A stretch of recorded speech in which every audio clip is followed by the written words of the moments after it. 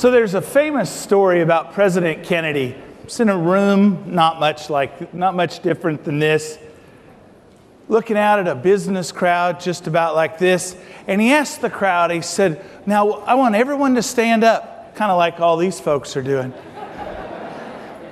Hey, I get to follow The Economist, you know. So he asked them to stand up and stretch your hands as high as you can. And everybody stretches their hands as high as they can. And the president says, okay, just stretch a little bit farther for me. And everybody stretches just a little bit farther. He asks everybody to sit down. And then he apologizes. He says, you know, that was unreasonable. It was unreasonable for me to ask you to do more than you just told me you could do. You told me all you could do and you were doing it. And then I asked you to do a little bit more, and that was unreasonable. Well, in the next few minutes, I want to talk about being unreasonable. I believe the future of this state is unreasonable. 4 years ago, when we gathered in this room, nobody believed it was reasonable that we could cut unemployment in half in 4 years. It was unreasonable to imagine that. Is there anybody who believed that? Is there anybody who thought that was going to happen? What we know today is that the greatest force for change is a job. What's changed the state of Michigan, what's changing America is jobs. But according to Gallup, and Jim Clifton stood on this very stage just a couple of years ago, chairman of Gallup, and shared with us that of the 7 billion people on this planet, 3 billion of them define the greatest force in their life. The number one thing that they're worried about, that they're concerned about, is a job. They're more concerned about a job than they are food, than they are of shelter, than they are of the safety of their children, than they are of war, than they are of disease, than they are of health care. 3 billion people. Now, the problem with that is there's only 1.2 billion jobs on the planet. So where we're here today, and we can celebrate 15 years of struggle and coming down to the national average on jobs, we need to understand clearly that there are 1.8 billion people on this planet that want the jobs that we have. Now, what's our strategic advantage of making sure we keep those? At Southwest Michigan First, we began to look at that 2 years ago. We represent 7 counties in the southwest corner of the state. We believe education and talent is the key to that. But we're a bunch of business people. We're a bunch of people who bought into the rhetoric of who's to blame. We're spending too much money per child, or we're not spending enough money per child. If we just test 3rd graders, we'll be fine. If we're just math proficient in 4th grade, we'll be fine. If we just fund pre-K, we'll be fine. So we formed a blue ribbon panel. We had 3 university presidents on it, 3 superintendents of schools, 3 ISD superintendents, 3 classroom educators, 3 pre-K educators, and a room full of business leaders. We hired the best minds in the country to bring data to us, to bring presentations on what the best processes were. And what we discovered in that was that, in fact, they were all correct. But there was one thing above all others that mattered. The quality of an education system cannot exceed the quality of its teachers. Organization after organization, we went and looked at exemplary schools across the country. We clearly found it's the quality of the teacher that matters above all else. All those other programs are critically important, and they're important in different ways. But this data from McKinsey best shows it for us, and I know it's a bit of an eye chart for those in the back, and so I'll read it a little bit. If we take a child at age 8, she's in the 50th percentile.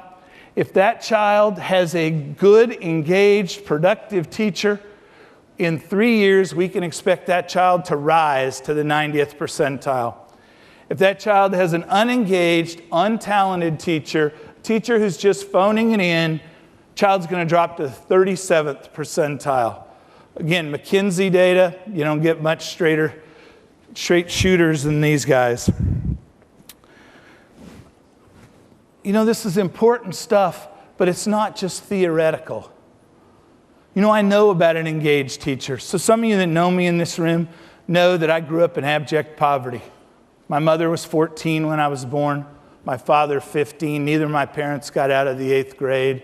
My father died when I was 4 years old because he was illiterate. He couldn't read the sign that said, "Don't do this." Because he couldn't read that sign, he died that day at work.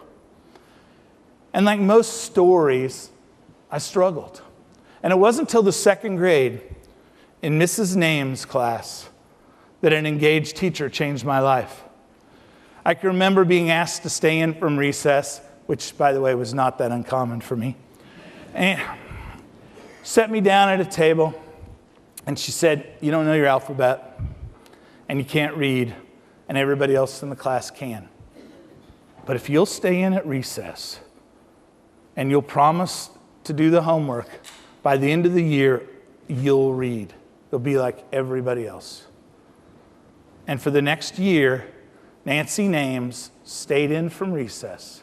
And I don't know about you, I've never been a 2nd grade teacher, but I'll bet you recess was invented by 2nd grade teachers. She sat in that, she read to me, she taught me to read, she taught me my alphabet. But like a lot of poor kids, the rent comes due, there's no money to pay it, and you got to move to the next place. So my mom came into the school, like happened every year of my life, said, "It's time to go." And Nancy Names squatted down in front of me, said, "You're a reader. Read all you can, whenever you can, however you can. Someday I'll go to college." Ladies and gentlemen, that's what an engaged teacher looks like. And doesn't every child in our state deserve it? Don't you as taxpayers deserve it? Don't we as Michiganders want that for our children? Well, what's that engaged teacher look like? Engaged teachers have the talent they possess and they bring it to the classroom every day. These are the people who are hardwired to succeed at teaching. And we know those folks, we know them, but talent isn't enough. They've also got to have the conditions that are created around them. You've got to have great principals. You've got to have the resources in the schools to treat them the way we would our best employees in our companies. Too many of us don't think of that teacher as the asset the same way we would when we're hiring employees in our own organizations, in our own companies, and that's got to be the future. It's about being unreasonable. Too many times we look at education and we look at it as an expense, as a problem, as something to be addressed with, mostly because we're frustrated and we don't know what to do. We know the outcome we want. We just don't know what to do about it. And so we begin the rhetoric. We begin a rhetoric of blame. We begin a rhetoric of change. But we end up throwing a lot of resources out of it when we really know it's about great people.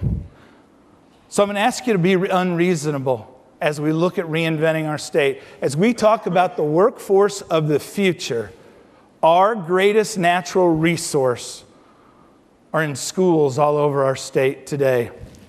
And I ask that you imagine a world where every day a child comes home and talks about how much they love their teacher. Every day a child comes home and talks about what they learned today in their school. Every day, discipline is better than the day before. Every day, teen pregnancy is cut in half in our schools. Every day, we get the outcomes that ensure that we're doing everything we can to make sure that those 1.8 billion people around the world don't take the jobs that we've worked so hard to create. Thank you for letting me be here. Thank you for being unreasonable. Ladies